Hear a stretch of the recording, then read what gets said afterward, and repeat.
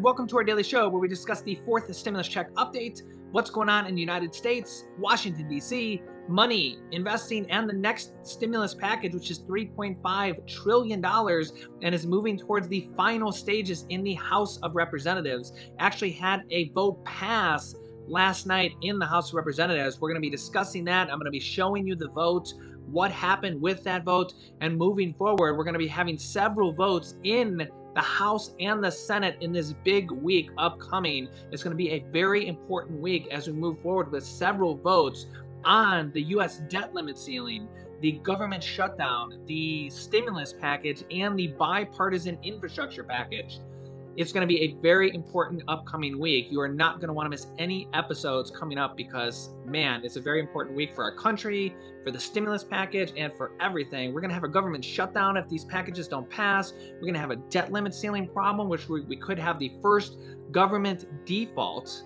That's right, the government could default, which means they will run out of money if they don't pass a bill to raise the debt limit ceiling, which will be very, very bad. That's actually kind of the worst thing that could happen. They're saying that could happen sometime in early to mid-October. Early estimates say that the government could run out of money if they don't pass the debt limit ceiling as early or around by October 15th. That's the estimate done by third-party analysis. But you know how these estimates go. It could be earlier than that. It could be October 10th. It could be October 8th. It could be, which is my mom's birthday, by the way. Happy early birthday, Mom. Yeah, so we're going to jump right in. I'm going to talk about this first vote. We're going to talk about these upcoming votes. It's going to be a very, very big week. We're going to hear from the president. We're going to hear from another representative on how some of these votes could fail. And, yeah, it's going to be a lot of work coming up here. We got a lot to talk about. We're also going to talk about how stimulus checks could be included here, the stimulus checks that are included in this package, and what could be added in this package and what could be going forward in this package. So, yeah, we got a lot to talk about. So if you're new to the channel, make sure to subscribe down below. New videos, don't forget to hit the like button for us. It really helps out our channel. Okay, as you can see here, last night the House panel, the subcommittee, advanced the $3.5 trillion spending bill, the stimulus package. I believe this is the last subcommittee to do this as they're moving forward to putting the bill together for the final stages of the House of Representatives. Check this out. As you can see here, the House Budget Committee has advanced the Democrats' $3.5 trillion social spending plan as party leaders set their sights on teeing up the package for a vote in the lower chamber this coming week, the House of Representatives, despite brewing inter-party divisions. The Democratic-led committee passed the package in a 20-17 vote on Saturday afternoon, piecing together the chunks of legislation approved by the 13 House committees earlier this month that make up the spending plan, an essential cornerstone of President Biden's economic agenda. Again, the Democratic-led committee passed the package in a 20-17 vote on Saturday afternoon. Here's the thing, though, is that even though this last subcommittee passed their piece of the legislation, and they will now be putting together the 13 different House subcommittees to make up the final bill in the House of Representatives, they had another Democrat vote against this, okay? Democrat Representative Scott Peters from California joined the Republicans in voting against this subcommittee bill, advancing the legislation. This is at least 4 Democrats that I know of now that voted against their subcommittee bills. This is important because, well, let me read this part here and then I'll get to that. Citing concerns about the pace his colleagues are moving to advance the plan. Really? I mean, they've been working on this plan for a while. Democrats hope to pass the package using a process called reconciliation that allows them to bypass the Senate filibuster. The defection vote underscores the obstacles leaderships face as they try to unite different factions of the party amid spending negotiations. Democrats have moved quickly to craft multi-trillion-dollar spending packages as a Monday deadline vote on a separate bipartisan infrastructure package quickly approaches. In recent weeks, Democrats in both chambers have disagreed over planned Medicare expansions for seniors, the child tax credit monthly checks that are included in this package, pricing reforms to lower prescription prices, and how to play for the entire reconciliation plan. During the markup, House Budget Committee Chairman John Yarmuth and other Democrats focused on popular party-backed items in the massive package, including investments in child care, health care, higher education, and universal pre-K, and housing that he said will lower costs and expand opportunities for working families. It will also create millions of jobs for American workers, he added in opening remarks. This reconciliation package provides resources at the scale needed to finally tackle the climate crisis, strengthen our resilience, and protect our communities. Now, here's what's interesting is when they go for the final vote here, which I'll give you a timeline here in just a moment, they can only afford 3 Democrats to vote no, because remember, we're not going to get a single Republican to vote yes on this stimulus package, the $3.5 trillion.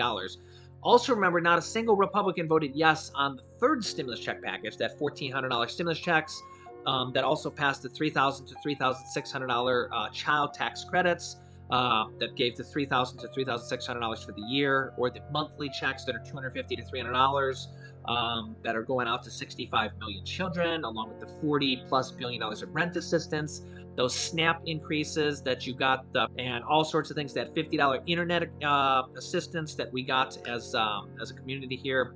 All those things that were in there, not a single Republican voted for that, and not a single Republican is going to vote for this next package that's going to have all these things in here. So they can only afford 3 Democrats to vote no. And just from these subcommittee votes that I've been kind of keeping track of, it's hard to kind of even find all this information because some of it they don't even make public. Some of it doesn't even make headline news. I've seen at least 4 Democrats that voted no in subcommittee votes. So when they go to the final vote, if 4 of them say no, it won't pass. That wouldn't really be the end of the world because they could just go back to the negotiating table and negotiate with those 4 and then kind of bring it back up to a vote, but just keep that in mind. Also, then we have like Senator Joe Manchin and Kyrsten Sinema from the Senate, who we need every single Democrat from the Senate to say yes. Senator Joe Manchin seeks to slow down the $3.5 trillion stimulus bill as Democrats move forward with a critical phase. And he said, as I read this here in the last video, that he doesn't see any reason why there's any sense of urgency, which is absolutely crazy because if they don't pass the vote in the Senate on Monday for the combined bill for the government shutdown bill and to raise the debt limit ceiling, which we're expecting the Republicans to vote no on, the Republicans all voted no to basically let the government shut down and to let the government default on the debt limit ceiling, which is crazy in itself. They're literally going to let the government default and shut down. They're forcing the Democrats to pass it through reconciliation, which the Democrats can do, but they have to pass the bill, right? And the government's going to shut down in now 4 days. So yeah, there is a time crunch. There is a sense for urgency. The government will shut down in 4 days and will default in a matter of what? Anywhere from like 2 weeks or so. I mean, depending on how quickly the government's going to run out of money, sometime in October. Yeah, there's a sense of urgency because they have to, if the Republicans don't agree to pass that in the vote that's going to happen on Monday, that bipartisan, or that, I should say, that combined bill for the government shutdown and the debt limit, the Democrats are going to have to do it on their own and combine it with the stimulus package, or else we're going to see a government shutdown and a default, which means the government's going to run out of money. And when the government runs out of money, everything's at risk. Social Security payments, payments to the military, Medicare, Medicaid, school programs, state programs, everything that has to do with the government and money. If the government pays it, it's at risk because the government defaults and runs out of money. We've had Senator Bernie Sanders, we've had Chuck Schumer, we've had Nancy Pelosi. They've all said it. You've seen it on the channel. We've had literally interviews from them and statements from them saying, if it comes from the government and it has to do with the government funding it, it's at risk if the government defaults. And the government is going to default and run out of money sometime in October. And October is now 4 days away. So they're thinking that the default is going to happen sometime around October 15th, but that's an estimate. And Treasury Secretary Janet Yellen, who's really the go-to person on this, she's the Treasury Secretary of the United States, doesn't want to put an estimate on it, because if she says October 15th, everybody's going to think, oh, that's the date, when really it's an estimate. What if it actually, that's the estimate, and what if it comes in on October 10th, and everybody thinks it's going to be the 15th, and then it actually comes out to be the 10th, or the 9th, or the 8th. That's the problem here, is they're really playing with fire here. It would be a lot easier if the Republicans would just say, yes, we're going to raise the debt ceiling, we have to do it or else the government defaults. We've done it for many, many years. They've raised the debt ceiling like 80 times in the past 100 years. They raised it 3 times during Trump's presidency, just in the last 4 years alone. They have to do this. Yeah, it's a very critical thing. Yeah, Nancy Pelosi says the House must pass 3 major pieces of spending legislation this week. And that's correct. She says that Pelosi says the Biden spending plan, which is the $3.5 trillion stimulus package, the infrastructure deal, and the funding, the government funding, and the debt limit must all pass next week, this upcoming week. So yeah, there's going to, like I said, there's going to be a lot of votes coming up this week. No joke. Lot. Here's what President Biden has to say about this. Environment and more. The president spoke about the status of negotiations earlier today. We're at this stalemate at the moment, and we're going to have to get these 2 pieces of legislation passed. Both need to be passed. And Amna Nawaz joins me now. So Amna, tell us more about this stalemate the president's referring to. Judy, it's a big acknowledgement from the president, but he's sort of been building his language towards this, and it is very descriptive and indicative of where they are right now. You're talking about 2 major bills, both central to the president's economic agenda, that $1 trillion bipartisan infrastructure bill, the larger $3.5 trillion reconciliation bill. They are locked up in an intra-Democratic Party battle right now. So we know, of course, centrists want that bipartisan bill to move forward through first alone. It's already passed the Senate. They have some sticker shock when it comes to the reconciliation bill, and progressives want both tracked moving through together. They've even threatened to tank the infrastructure bill if they don't move through together. So look, President Biden, we know this week has been working to unite both sides, figure out where the common ground is. His language today is very reflective of where they are right now. He ended with that little bit of hope and optimism. They both need to be passed. It's not clear where the common ground is moving forward. So given all that, where does it go from here? So here's where we are today. You've got the leader of the House Congressional Progressive Caucus, Pramila Jayapal, basically doubling down and saying we are not going to leave behind the things that we fought so hard for, childcare and education and climate and so on, the human infrastructure bill. And she had some tough words for those moderate centrists, for Joe Manchin and Kyrsten Sinema, saying, you drafted the infrastructure bill without input from us. We've drafted the reconciliation bill. You now need to come along. Now, Senator Manchin has said this week that President Biden asked him for a number. He said, tell me what you'd support. What would it take to get your support on this bill? Please just continue to work on this. That's where we could see some agreement, if they can come to some kind of compromise on the number. But the House, meanwhile, is going to continue to work through the weekend. Speaker Pelosi's office today told us the Budget Committee is going to continue to mark up that reconciliation bill tomorrow, then goes to the Rules Committee. A source in her office says they are very much moving forward, but in her latest letter to her Democratic colleagues, she did have some careful language. She said, as negotiations continue, there may be changes. So maybe bracing some members of her caucus that some of the details or the contours of the bill could change. It does end with a plan, though. Speaker Pelosi announced she does plan to move forward next week with 2 bills, both infrastructure and reconciliation. And we should say she pledged to bring the infrastructure bill to a vote on Monday, when, by the way, Judy, the Senate is also likely voting on continuing government funding and raising the debt ceiling. So just all of the things happening on Monday. All of it's happening all at one time. Yeah, so it's going to be a very interesting week. Meanwhile, we have multiple different groups pushing to have stimulus checks added in there, in addition to what is in there right now, which is the monthly checks for children, an extension of the child tax credits for 65 million children. That is expected to be in there until 2025 for 65 million children, called the child tax credits. Those are a total of $3,000 to $3,600 per year, monthly checks of $250 to $300. But we're looking to see more. We're looking to see a 4th stimulus check in there, or Senator Bernie Sanders' idea of a $1,000 stimulus debit card or stimulus voucher. The Senior Citizens League is calling to add a $1,400 stimulus check into the bill. They're a very prominent group that actually has a petition that you can sign. I will put a link down below in the description of this video that is garnering thousands and thousands and thousands of people's signatures to send to the White House to add on. And they're going to send out to the senators and to the congressmen to add a $1,400 stimulus checks into this package. There's also A petition for monthly stimulus checks that has grown to almost 3 million people to include monthly stimulus checks besides the monthly stimulus checks that are likely to be extended for children, the child tax credits, but to put monthly stimulus checks in there for adults as well. This petition is up to almost 3 million signatures. In fact, this petition right here is for $2,000 per month to include a fourth stimulus check in there for adults.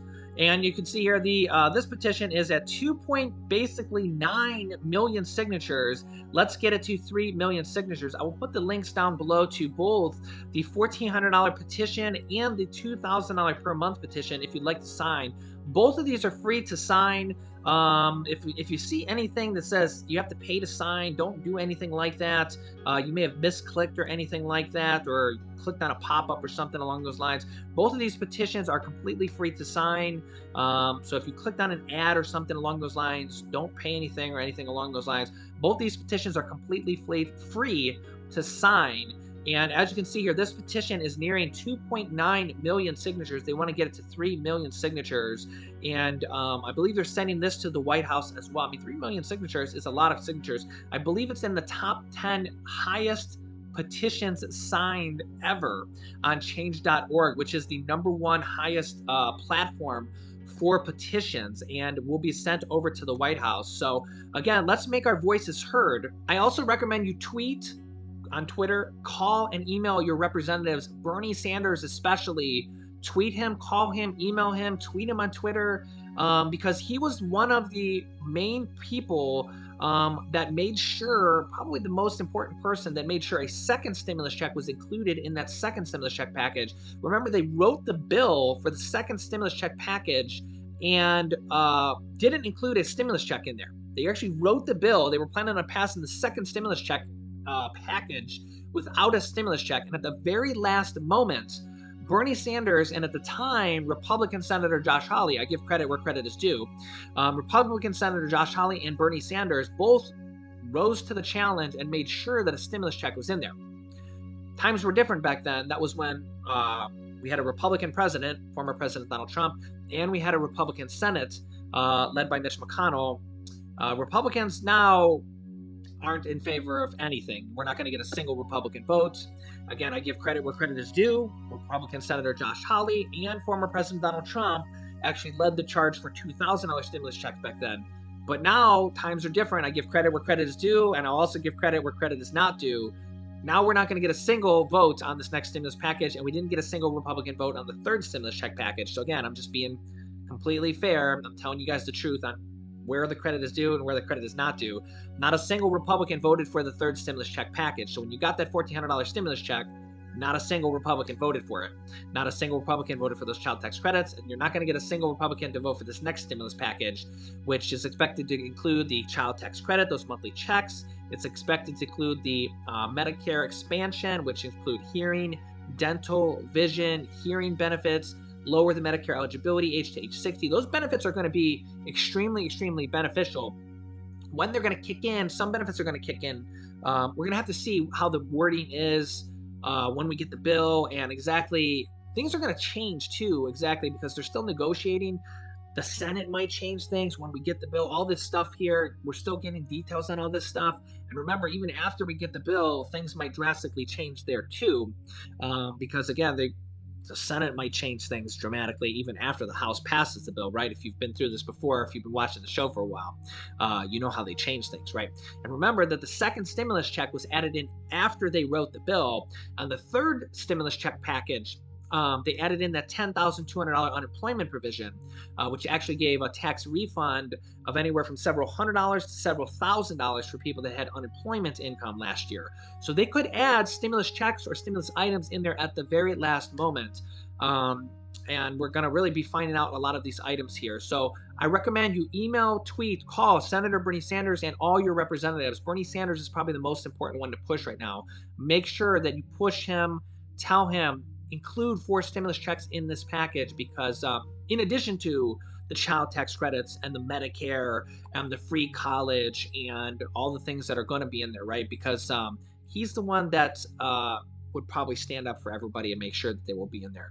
Now, again, there's going to be a lot of game-changing items in here. Like, I can't stress enough how much these Medicare benefits for seniors, the vast majority of seniors do not have these benefits, and they're ongoing benefits. They're benefits that are going to last forever, right? These are going to be benefits that you don't just get one time. You get year after year after year after year. Some of them might take some time to kick in, depending on how long these programs take to set up and stuff. And the free community college is going to be another game-changing item. A lot of people can't afford to go to college. So there's going to be a lot of game-changing items in here, and we'll have to see what other kind of miscellaneous stimulus programs are in this package. But like I said, sign these petitions. I'll put the links for them down below in the description of this video. If you're on a mobile phone, you have to click the down arrow next to the title of this video. But tweet your senators, email them, call them. Bernie Sanders, Joe Manchin, Chuck Schumer, AOC. Those are the guys to lean on right now. So, and I will keep you up to date. We're going to have a very big week. Don't miss any videos at this point, because I will keep you up to date with the breaking news about what's going on with our country and what's going on with this next stimulus package. You can click this video here to watch my newest stimulus check video next. And this video is how Senator Bernie Sanders wants to include $1,000 stimulus debit cards.